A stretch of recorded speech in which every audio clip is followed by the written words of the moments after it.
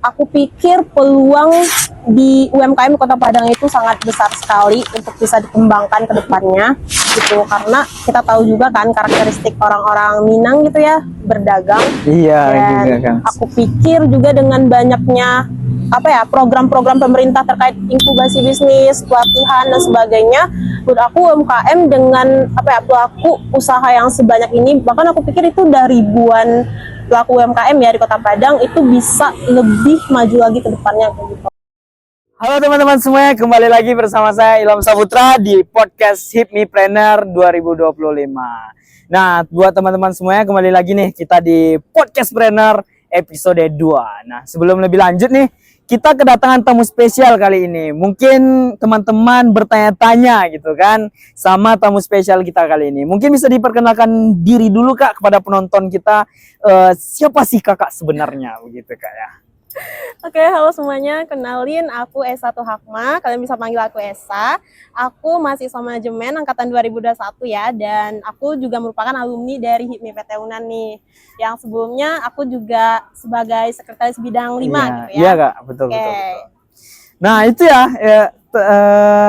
narasumber kita kali ini merupakan salah satu alumni dari HIPMI PT UNAN. Kalau boleh tahu Kak, judul kita kali ini adalah UMKM di Kota Padang. Nah teman-teman semuanya, judul kita kali ini adalah UMKM di Kota Padang. Kita akan membahas kurang lebih beberapa menit ke depan seputar UMKM dan juga terkait bisnis. Nah, beliau ini merupakan salah satu bisnis owner nih teman-teman. Salah satu bisnis owner dari kuliner yang cukup populer nih bagi mahasiswa-mahasiswa UNAN ataupun PNP yang saat ini udah berapa outlet Kak kurang lebih usahanya Kak?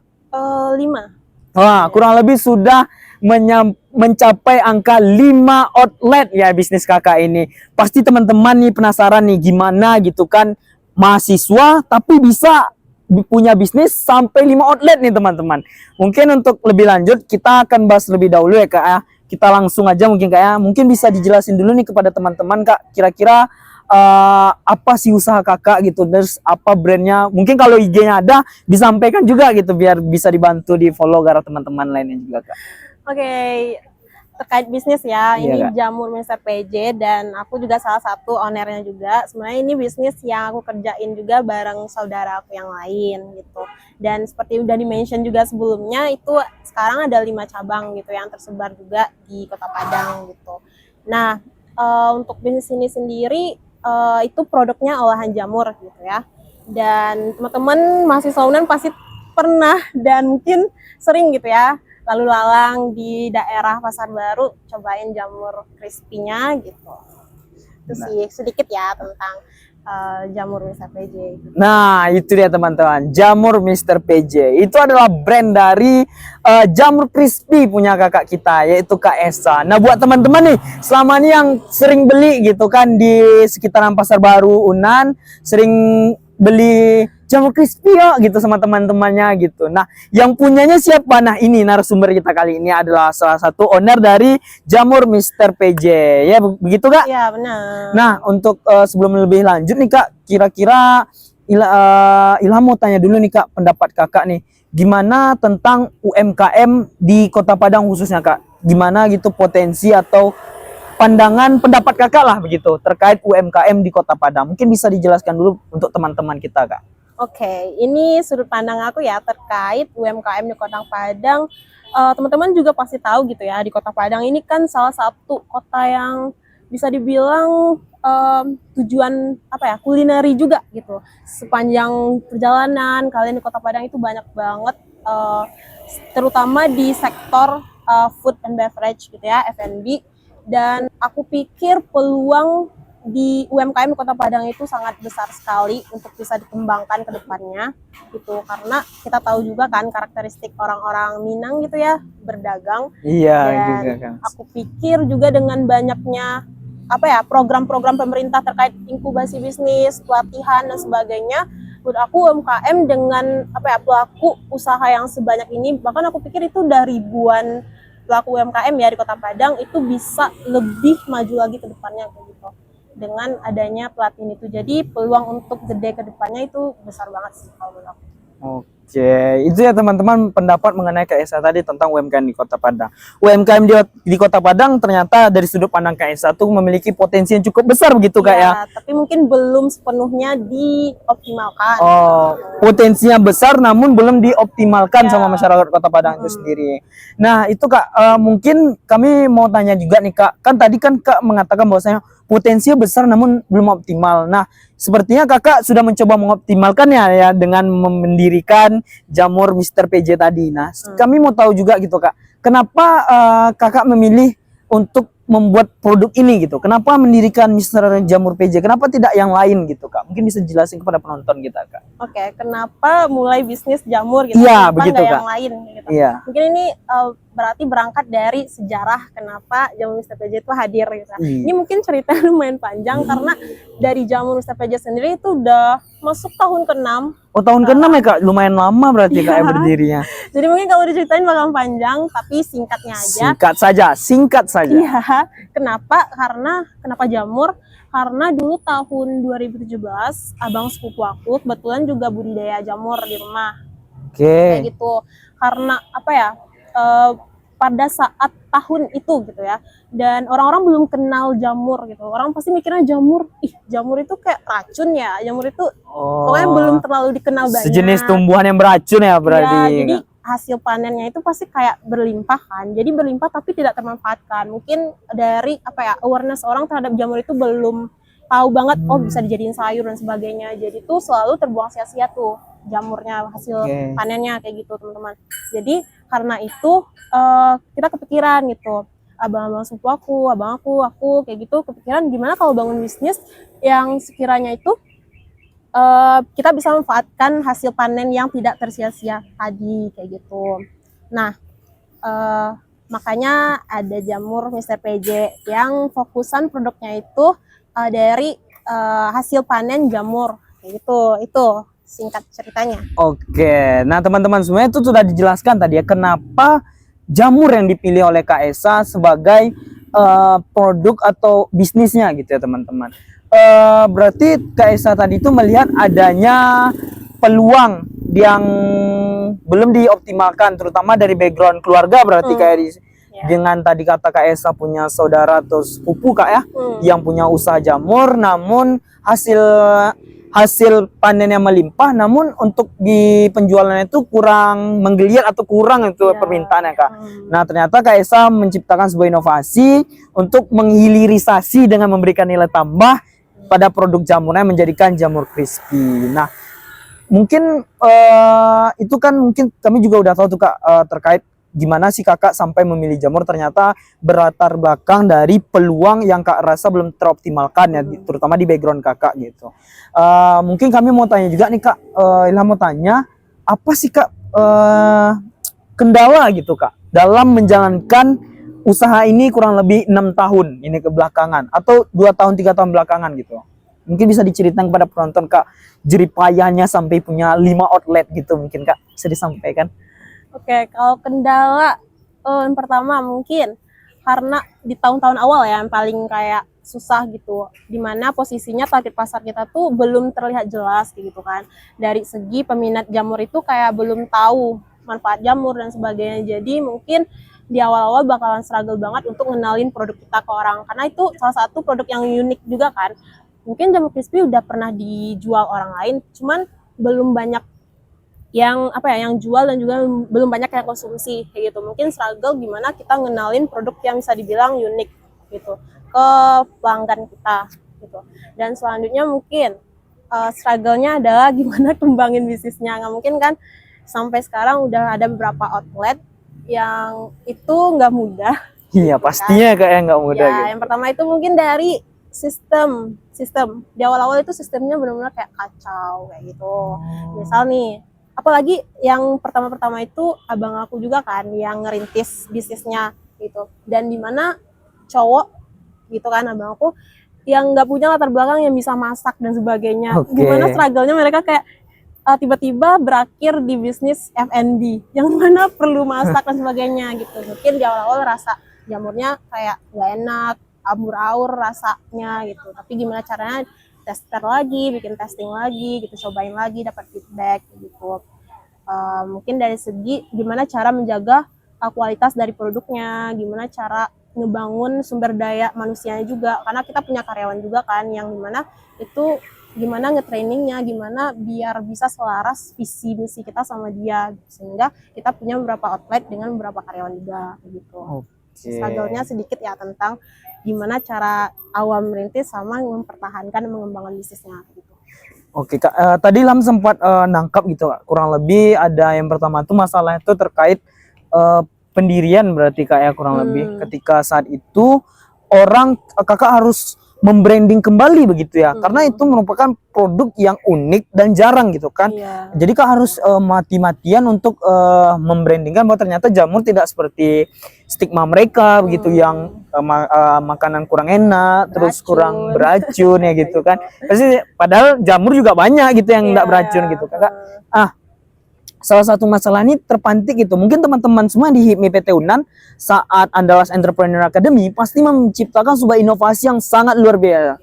Terutama itu pasti Kak juga ngelihat kan dari tahun ke tahun, pasti anak-anak HIPMI PT UNAN ketika Andalas Entrepreneur Academy pasti membuat sebuah produk yang unik dan sangat-sangat kreatif gitu. Nah mungkin bisa nggak Kak berikan tips and tricksnya gitu, atau bagaimana cara kakak menyelesaikan masalah atau membranding tadi jamur Mr. PG Kakak ya? Oke, itu kalau produk kita unik gitu ya, kita harus memperkuat apa ya, kita bilang istilahnya USP, unique selling point gitu. Dimana kita bisa apa ya, memperkenalkan produk kita yang bisa dibilang unik dan beda dari orang lain.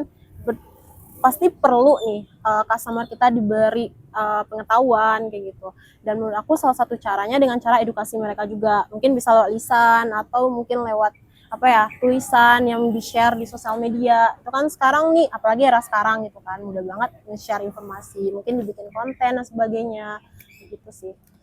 Oke, berarti jangan pantang menyerah gitu ya Kak ya. Berarti kalau emang karena produk kita baru, maka kita harus dan unik juga gitu, masih belum awam di kalangan orang-orang, kita harus gencar-gencaran berarti Kak untuk promosi dan pemasaran, personal brandingnya juga gitu Kak ya. Oke gitu Kak ya. Untuk masalah tadi sempat juga ada selain masalah itu tadi juga ada Ilham perhatikan dan cukup menarik bagi Ilham, yaitu masalah mengenai konsistensi kualitas. Itu bagaimana kira-kira kakak menjaga kualitas jamur dengan jumlah yang cukup banyak? Jadi kayak ditimbang lagi bumbunya segini sampai rasanya cocok. Ya udah, kalau rasanya udah cocok, bumbunya itu ya udah satu terus gitu, kayak dibungkus jadi banyak dalam jumlah banyak kayak gitu dalam satu waktu. Ya udah, nanti misalnya jualan ya udah ngambil bumbunya aja, nanti pas kita jualan itu ya udah dibuka terus dicampur-campur sama tepungnya kayak gitu. Jadi rasanya tetap sama walaupun orang yang bikinnya beda kayak gitu. Nah itu ya teman-teman terkait bisnis kakak kita tadi, bahwasanya ternyata untuk kalau teman-teman ingin menjaga konsistensi rasa dan kualitas rasa, teman-teman perlu untuk mempercayakan bumbu teman-teman tuh kepada satu tim atau satu orang gitu Kak, agar tidak banyaknya campur tangan sehingga rasa tadi tetap konsisten begitu terus rasanya teman-teman. Nah tadi kan kita udah bahas nih terkait kendala-kendala juga, mungkin dari segi finansial kali kita bahas lagi Kak ya. Kira-kira berapa sih Kak pertama kali nih modal mendirikan jamur Mr. PJ kita Kak? Mungkin bisa di-spill ke teman, atau ini rahasia perusahaan? Mungkin bisa di-spill Kak. Oke, kalau modal mungkin di awal-awal banget, aku kurang tahu pastinya berapa ya. Gitu. Mungkin kisarannya antara, karena standnya dulu apa ya, kayak kecil gitu ya, antara 3, 5 sampai, kalau yang sekarang misalnya kalau tempatnya beda, emang bener-bener apa ya, dari awal ngebangun kayak etalasenya dan sebagainya itu bisa lah sampai 3 sampai 10 jutaan. Oke, 3 sampai 10 jutaan ya Kak. Mungkin kalau di awal nggak sampai 10 juta sih, cuman kalau yang sekarang, outlet yang sekarang gitu. Oke, berarti kalau sampai 10 juta itu kalau kakak mau buka cabang outlet berarti kayak outlet baru gitu ya? Iya, kebetulan juga sekarang udah ada tempat yang offline. Kalau teman-teman tahu kan, itu kan tempat yang kayak di Pasar Baru itu masih stand yang nggak permanen gitu. Dan sekarang salah satu cabangnya udah permanen di toko. Mungkin bisa disampaikan kepada teman-teman Kak, kira-kira di mana gitu cabang yang permanen nih gitu. Karena saya pribadi gitu kan Kak, sebagai mahasiswa UNAN cuman tahunya yang di Pasar Baru gitu, yang stand gitu. Kalau mungkin memang ada yang permanen nih, mungkin kapan-kapan bisa gitu dengan tim saya nih Kak ke sana gitu, mungkin kunjungan langsung kita Kak. Bisa diberitahu Kak kepada penonton kita Kak? Mungkin karena Ilham cuma tahu satu Iya. tempat ya, satu lokasi di Pasbar aja, aku spill dulu yang ke-55 di Oke, mana. langsung kita spill ke 55 ya Kak, boleh. Oke, yang pertama kalau teman-teman sering main di GOR itu ada di GOR. Oke, di GOR 1. Yang kedua di Pasbar. Di Pasbar 1. Yang ketiga itu ada di UPI. Di UPI 1. Yang keempat itu ada di Pekanbaru. Di Pekanbaru sudah ekspansi keluar kota Kak ya. Yang empat ini masih outlet, enggak permanen. Yang terakhir ini cabang baru yang buka Februari lalu. Benar-benar baru itu permanen, itu di Kuranji. Oke, di Kuranji yang permanen ya teman-teman. Ya. Nah itu ya teman-teman, 5 outlet dan bahkan salah satunya outletnya ada di luar kota Padang teman-teman. Nah mungkin nih Kak, karena tadi udah kita bahas juga gitu kan terkait outlet kakak gitu kan, timbul nah pertanyaan bagi Ilham gitu Kak. Gimana sih cara kakak tuh apa tolak ukur kakak dalam membuka outlet baru? Apakah ketika outlet kedua, ketika sudah mencapai titik BEP atau break even point tertentu, atau ada beberapa kriteria lah gitu? Cuman mikir ya udah jualan, ya udah stuck di situ aja. Kayak kita harus mikir scale up bisnisnya kayak gitu. Oke, scale up bisnis. Kita tuh udah kepikiran 1 tahun ke depan mau ngapain, 2 tahun ke depan, 5 tahun ke depan, 10 tahun ke depan mau ngapain gitu kan. Jadi kita ada planning yang kayak bikin suatu saat ada restoran khusus jamur kayak gitu. Nah kalau misalnya kita stay di outlet doang yang nggak tetap, itu bisa dibilang operasionalnya itu nggak ngedukung. Satu, dari segi tempat masaknya gitu, nggak mungkin kan banyak menu diciptakan di satu tempat yang nggak permanen. Oke, berarti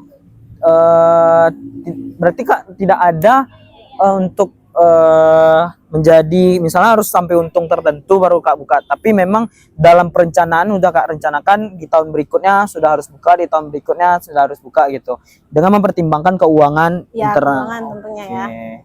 Oke, mungkin itu ya teman-teman terkait penjelasan nih tutor buka outlet baru gitu, mungkin singkat dari Kak Esa kita. Nah sebelum lebih lanjut, mungkin satu terakhir pertanyaan dari Ilham Kak. Kita kan udah lama jalan nih. Kira-kira berapa, boleh dikasih tahu nggak kepada teman-teman gitu, berapa lama bisnis kakak tuh mencapai titik impas atau balik modal gitu Kak? Atau kapan kakak tuh ya balik modal tadi tidak untung tidak rugi gitu Kak? Mungkin bisa disampaikan kepada teman-teman, boleh Kak, untuk sekedar pengetahuan bagi mereka, bagaimana biar mereka tidak tahu enaknya saja gitu kan yang ada sebagai owner gitu kan, mungkin bisa dijelaskan Kak. Oke, kalau kita bahas BEP gitu ya, kalau aku kurang tahu pastinya gitu ya, tapi bisa dibilang itu balik modalnya pasti udah beberapa tahun kemudian kayak gitu, bisa dibilang. Apalagi di awal-awal penjualan itu kayak ya masih stagnan lah gitu, masih nggak banyak yang tahu kayak gitu. Dan aku nggak bisa ngasih berapa lama pastinya gitu, tapi pasti beberapa tahun ke depan gitu. Apalagi bisnis yang baru merintis aja sih. Oke, nah itu ya teman-teman, mungkin udah kita bahas secara tuntas dan kita kupas secara jelas juga tadi terkait bisnis jamur Mr. PJ dari kakak kita Kak Esa. Mungkin terakhir nih Kak, bisa sampaikan kepada teman-teman Kak sebagai closing statement, pesan atau kata-kata gitu untuk teman-teman yang masih mengalami kendala dalam merintis bisnis ataupun mengalami kendala di pengembangan bisnisnya. Mungkin bisa disampaikan beberapa nasihat mungkin Kak untuk teman-teman kita Kak. Silakan Kak.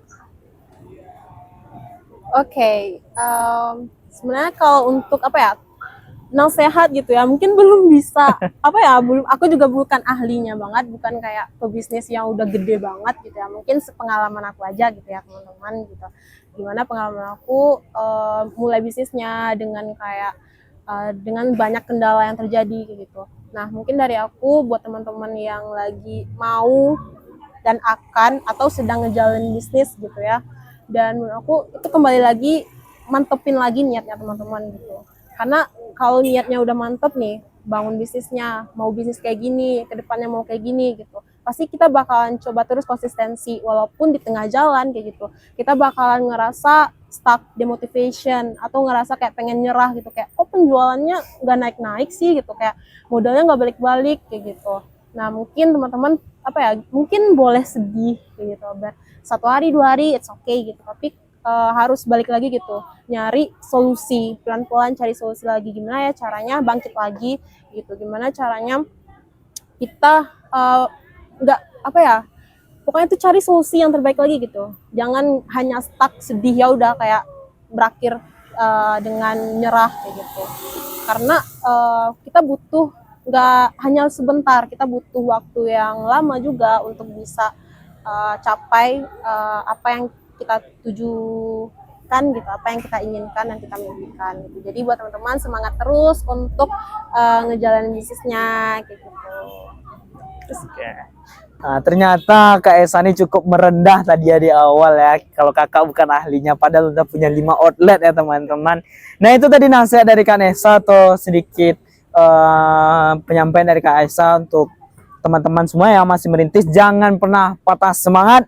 Boleh sedih tapi tidak boleh nyerah. Boleh capek tapi tidak boleh nyerah. Boleh sakit tapi tidak boleh tumbang. Ya begitu Kak ya. Iya, benar. Tetap semangat dan tetap semangat dan tetap semangat. Mungkin ya teman-teman nih udah habis nih sesi kita. Sampai jumpa lagi di podcast selanjutnya. Nantikan narasumber-narasumber seru lainnya. Ya buat teman-teman semuanya tetap pantau akun media sosial kita terkait HIPMI Podcastpreneur. Mungkin hanya itu, saya Ilham Saputra dan Kak Esa pamit undur diri. Wassalamualaikum warahmatullahi wabarakatuh. Dadah.